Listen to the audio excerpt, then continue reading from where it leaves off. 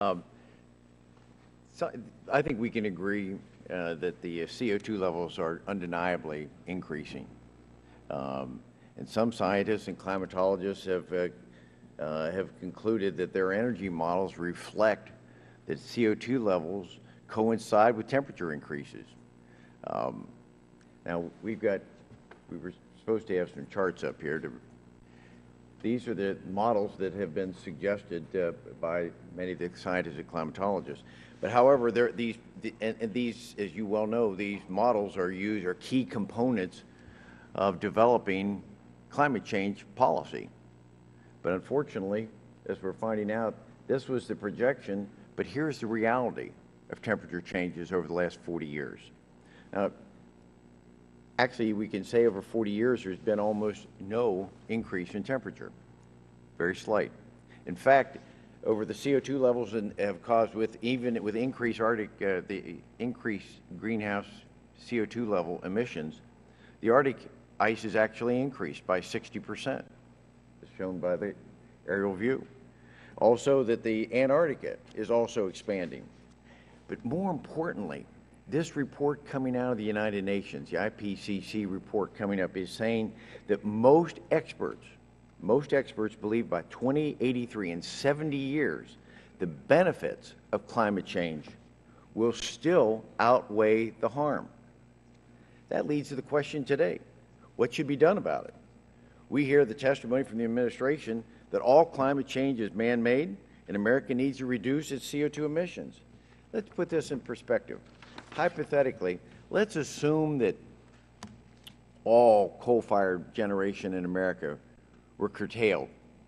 All coal-fired generation were curtailed. According to the United Nations and the IPCC, this would reduce the CO2 levels of the globe by merely 0.2% by ridding all coal-fired generating power in the United States. The administration also needs to remind people, as you heard from the chairman in his opening remarks, that man-made problems, if we could, only represent 4% of all the emissions of the globe. Natural issues represent 96%.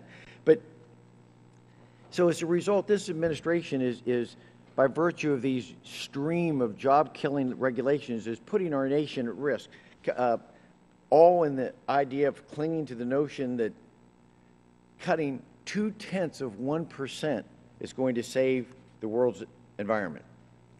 Let me remind, the rest of the world is not listening. The president's energy policy is not being followed.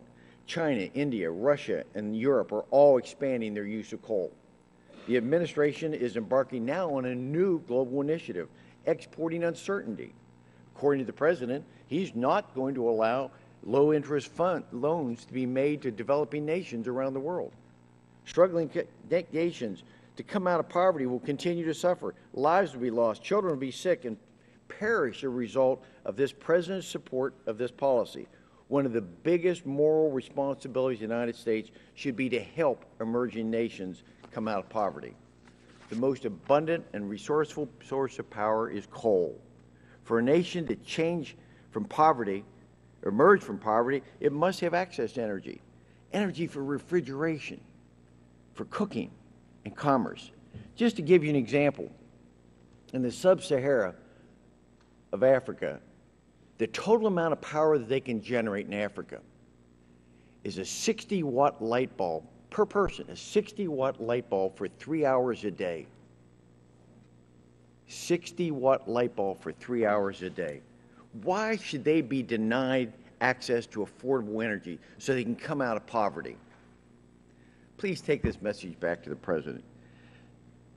This president must not prevent people around the globe from obtaining affordable, dependable energy. And threatening American jobs over 0.2% of the of the CO2 emissions is not an acceptable energy policy. Crushing America's economy to reduce the CO2 levels by 0.2% is an abuse of his presidential authority. Now, if I could, in just the time, I'm just curious for both of you. The issue now is we're at 400 parts per million. Can you tell me what level do you want it to be? Is it what many people are promoting, 300 parts per million? Yeah, you all can respond, but his time's expired. Okay, I'd like to respond, Mr. McKinley. There's a lot of issues you raised there. If I may focus down for the sake of response.